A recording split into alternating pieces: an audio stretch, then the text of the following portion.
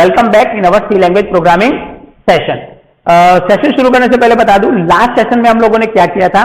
Last session में हम लोगों ने ट्राइंगल के कुछ प्रोग्राम देखे थे, जहां पर हमने कुछ वैल्यू चेंज की थी और ट्राइंगल में चेंज हो जाता था। कैसे, किस प्रकार से चेंज होता था। वहां पर हम लोगों ने सिर्फ 2 फॉर लूप यूज किए थे, लूप के अंदर लूप। लेकिन आज हम जो प्रोग्राम करने वाले, वो हमने लास्ट सेशन में बताया था कि फॉर लूप के साथ कंडीशन भी यूज करने वाले हैं।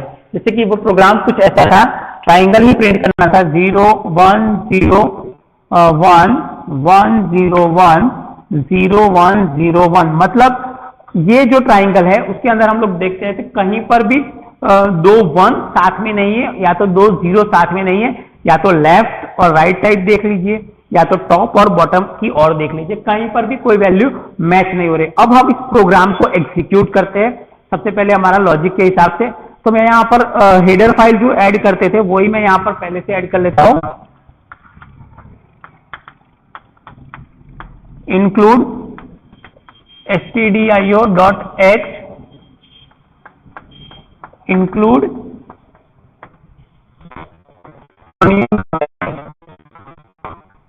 फिर हमारा मेन फंक्शन, void main भी लिख सकते हैं, void main भी लिख सकते हैं और सिंपल मेन भी लिख सकते हैं। अब हम चलते हैं हमारे प्रोग्राम की ओर। तो सबसे पहले हमें 2 लूप एग्जीक्यूट करने हैं, कुछ इस तरह से कि जैसे हमने लास्ट प्रोग्राम में किया था। मैंने जो पूरा प्रोग्राम लिखा वो हमारा लास्ट टाइम का जो प्रोग्राम था वो मैंने लिख लिया, जहां पर हमने 2 वेरिएबल डिक्लेयर किए थे।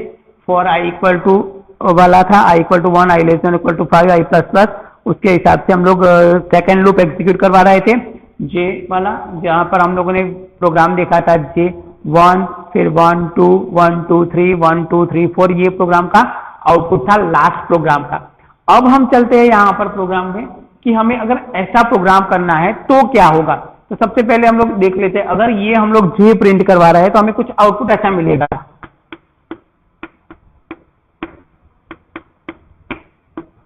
सॉरी 1 1 2 1 1 1 2 1 2 3 1 2 3 4 1 2 3 4 5, कुछ ऐसा हमें आउटपुट मिलेगा। लेकिन हमें ऐसा आउटपुट चाहिए 1 0 1 0 1, मतलब कहीं पर भी इंक्रीमेंट और डिक्रीमेंट नहीं हो रहा है। तो हम लोग यहाँ पर अब देख लेते हैं कि सबसे पहले 0 और 1 करने के लिए हम लोग क्या करेंगे। तो सबसे पहले हम लोग एक और वेरिएबल ले लेंगे जिसको हम लोग वैल्यू असाइन कर लेंगे 1। तो यहाँ पर मैं k वैल्यू असाइन कर लेता हूँ, k इक्वल टू 1। मतलब अब प्रिंटफ में मैं यहाँ पर k कर लेता हूँ। अब क्या होगा, मैं इस प्रोग्राम को जब भी एग्जीक्यूट करूंगा तो अब मेरा आउटपुट कुछ इस तरह से होगा, 1 1 1 1 1। मेरे प्रोग्राम का आउटपुट कुछ इस तरह से होगा। मतलब जहां पर हम लोग स्टार प्रिंट करवा रहे थे उसकी जगह पर 1 होगा, क्योंकि बाय डिफॉल्ट वैल्यू फिक्स है 1।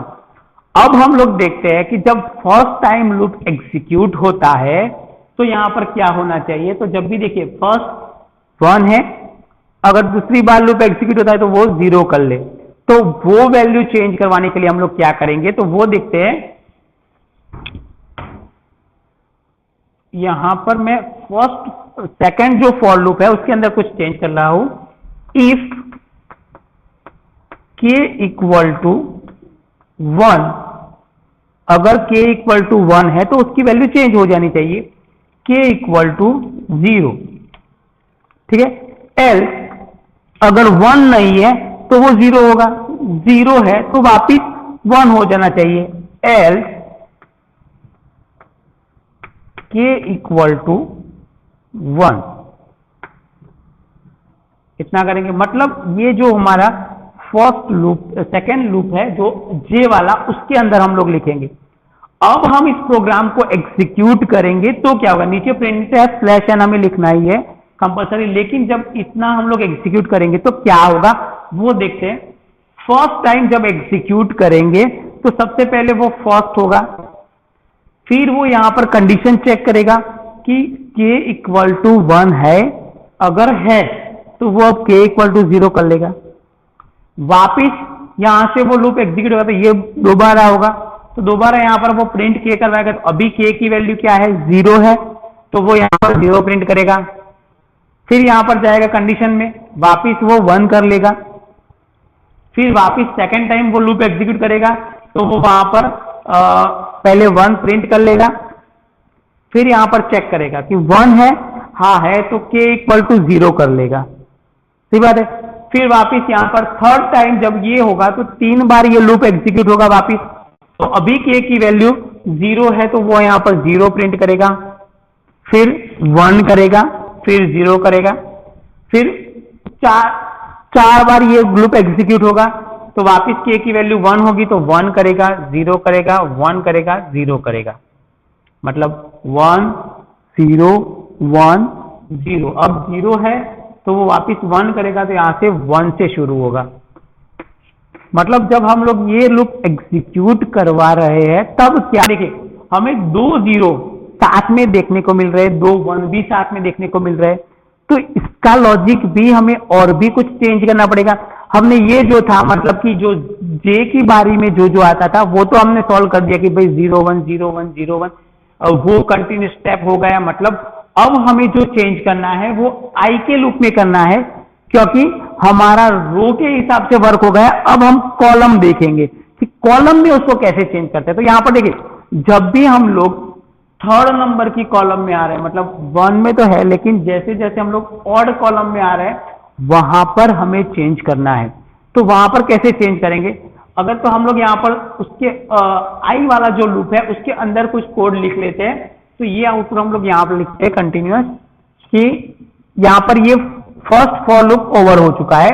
सेकेंड लूप के अंदर स्लैश एन दे देते हैं, उसके बाद हम लोग कंटिन्यूअस लाइन की वो लिख लेते हैं printf /n।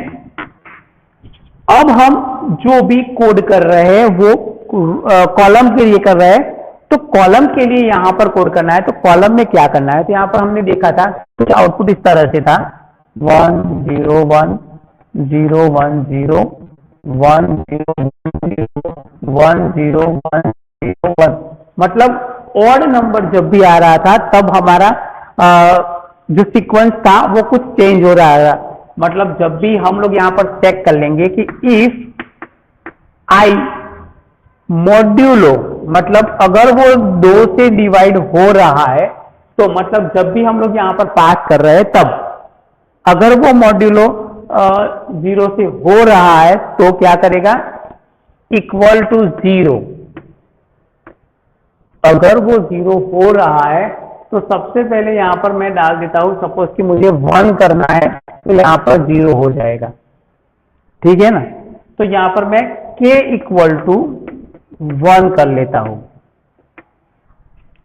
फिर मेरा प्रोग्राम कंटिन्यूस, अभी मैंने गेट ch कंटिन्यूस रखा हुआ है, वो ओवर करेंगे।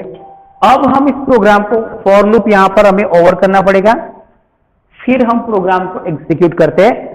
अब देखते हैं इस प्रोग्राम को एग्जीक्यूट करके एग्जिट क्या होता है। यहां पर देखिए, मैंने लास्ट सेशन में भी बोला था कहां पर क्या लिखने से कैसा चेंज होगा वो देखेंगे। तो जब हम लोग इस प्रोग्राम को एग्जीक्यूट करेंगे तब क्या होगा, तो देखिए जब भी हम लोग एग्जीक्यूट करेंगे तो फर्स्ट लाइन हमारी एग्जीक्यूट होगी वाली, ठीक है। तो यहां पर वो जब भी आएगा तो हम देखिए ये फर्स्ट यहां पर जाएगा 1 है, तो एक बार ये लूप एग्जीक्यूट होगा तो वो 1 प्रिंट करवा देगा, फिर वही यहां पर जाएगा, लेकिन 1 को मॉड्यूलो बाय 2 करेगा तो इक्वल टू 0 मिलेगा, नहीं मिलेगा, ठीक है। तो वो अंदर नहीं जाएगा, वो सीधा बाहर जाएगा और ऑलरेडी k इक्वल टू 1 हो चुका होगा, क्योंकि 1 था तो अब 0 हो चुका होगा। फिर वापिस ये लूप यहां से एग्जीक्यूट करेगा, ये लूप दो बार अब ये लूप एग्जीक्यूट होगा। मतलब यहां पर देखिए k इक्वल टू पहले 0 है तो 0 प्रिंट करेगा, उसके बाद उसने 1 वो 1 प्रिंट करेगा, लेकिन यहां पर खत्म होने के बाद वो वापिस यहां पर जाएगा, फिर यहां पर चेक करेगा कि i इक्वल टू मतलब अभी 2 है तो 2 को मॉड्यूलो 2 करेगा तो 0 उसको मिलेगा, तो वो वापिस k इक्वल टू 1 कर लेगा। अब ये लूप क्या करेगा, वापिस यहां पर जाएगा, फिर ये लूप 3 बार एग्जीक्यूट होगा तो यहां पर 1 से प्रिंट होगा, क्योंकि ऑलरेडी हमने k की वैल्यू 1 कर ली है। तो यहां पर वो क्या करेगा 1 फिर 0 फिर 1, ठीक है। तो यहां पर 1 आने के बाद वो क्या कर लेगा, k इक्वल टू 0 होगा 3 बार लास्ट में, फिर यहां पर जाएगा चेक करेगा कि i इक्वल टू 3 है तो मॉड्यूलो 0 होगा, नहीं होगा, 3 को अगर 2 के साथ मॉड्यूलो करते हैं तो वो बाहर निकल जाएगा, मतलब ऑलरेडी k की वैल्यू 0 ही रहेगी।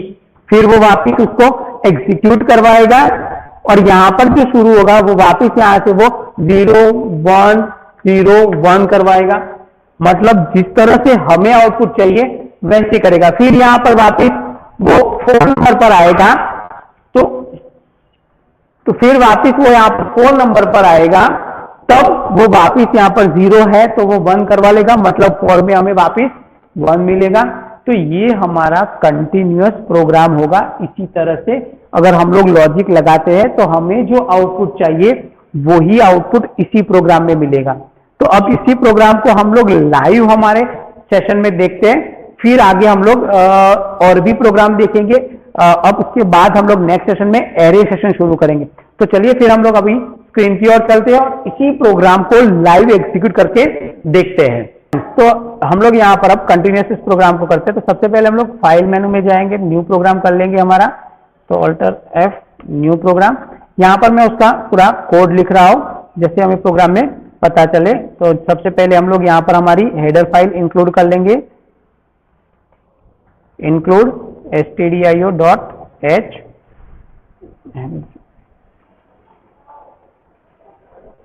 conio.h। फिर हम लोग हमारा मेन फंक्शन यूज कर लेंगे,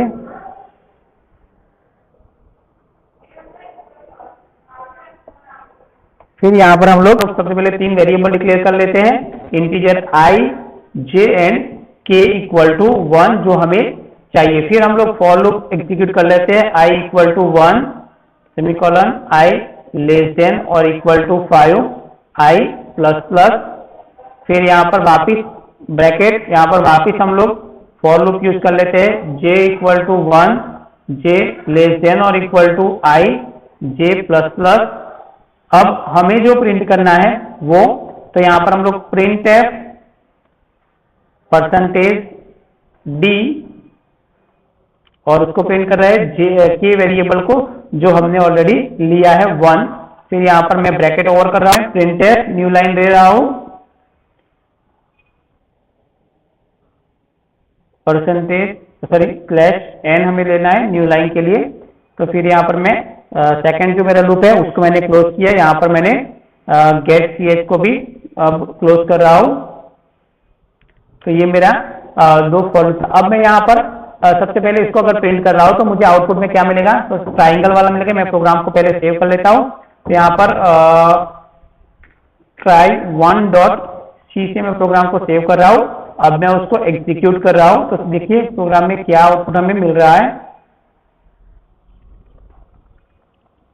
तो यहाँ पर अभी आउटपुट ब्लिंक होकर चला गया क्योंकि हमने अभी गेट ch यहाँ पर नहीं डाला है। तो यहाँ पर हमें आउटपुट मिलेगा, वो 2 बार मिलेगा क्योंकि हमने क्लियर स्क्रीन भी नहीं डाला है। ठीक है, तो यहाँ पर देखिए 1 1 वाला आउटपुट मिल रहा है। मैं यहाँ पर CLR STR डाल दूं,